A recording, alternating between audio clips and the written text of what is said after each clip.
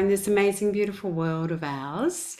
I've got to stop saying Somebody sent me a message the other day. Hi, it's Jaynie Morris. Somebody sent me a message the other day and said, Jaynie, do you realise how many you say when you speak? And I went, Anywho, not the reason I'm here. As most of you know, I wrote this book. In 2014 it was published. And this book is the story behind me being given the prognosis 10 years ago of only 2 months to live. It was a labour of love. I wrote it for one reason and one reason only.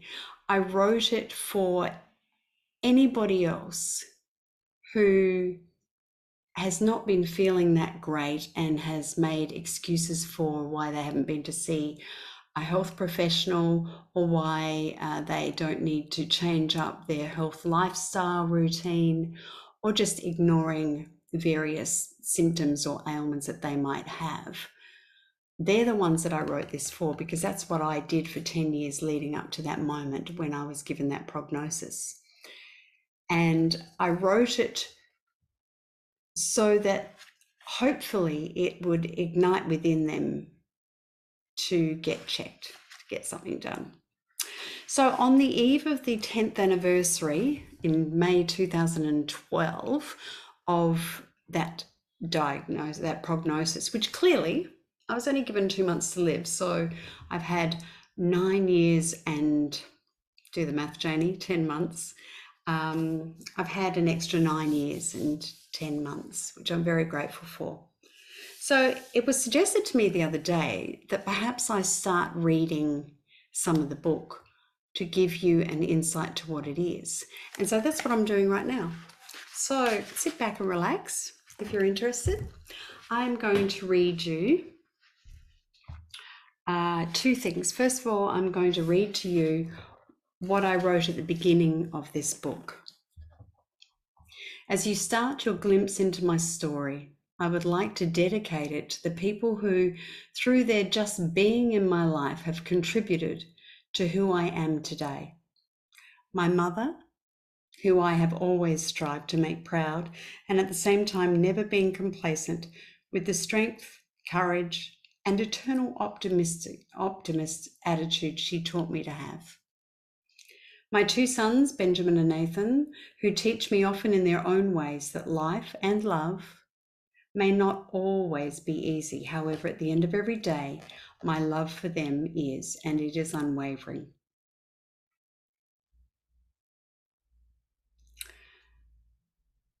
There is another dedication at the end of this. However, I'm not going to read that one. Some of you might know why. Anyway, get the book and you'll find out. So, well-known Australian media broadcaster Tony Pilkington graciously wrote the foreword to my book, Against Their Odds.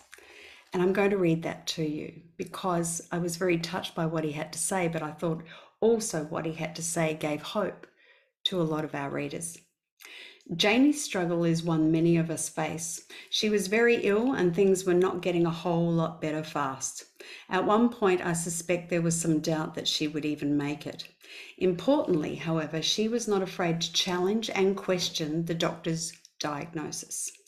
While respectful of their position and grateful for their care, she was nonetheless willing to question their best guessed opinions about what was happening to her body.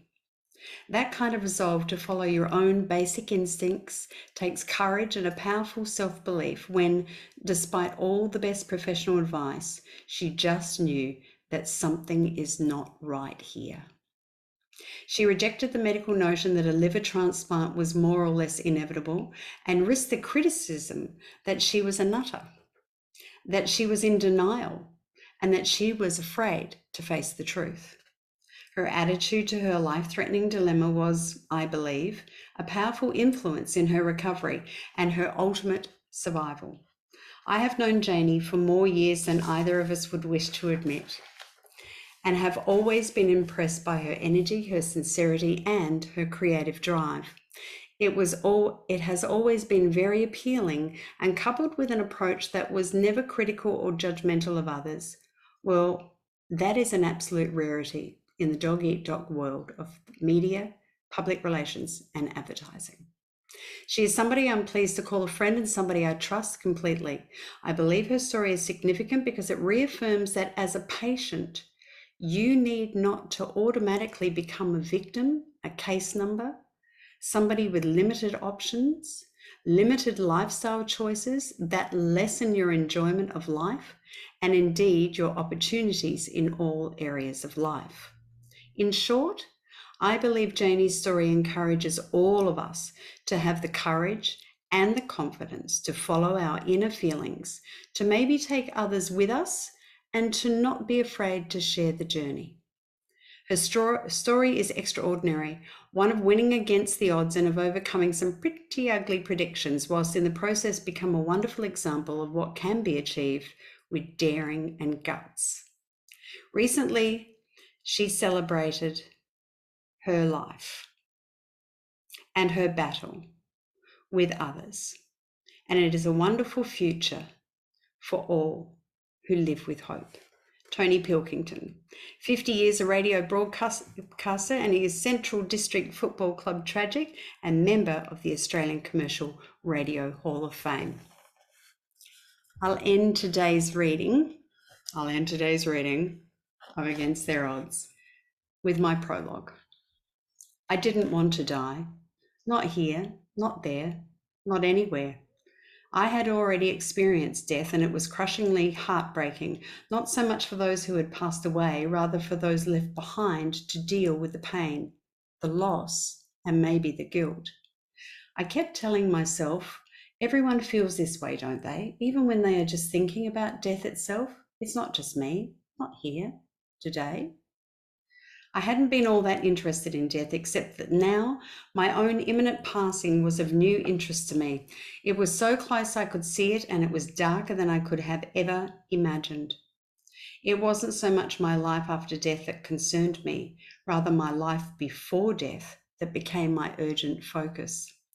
Sure, everyone has to die, and I suppose we reluctantly accept the certainty that the moment we are born and begin to live, we also begin to die.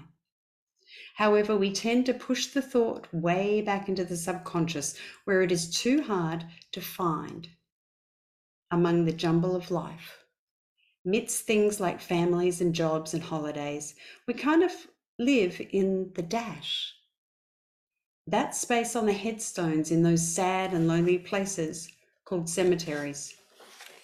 Take a stroll through any burial ground, and short lives, long lives, good lives and bad lives are described inadequately in maybe 4 or 5 words.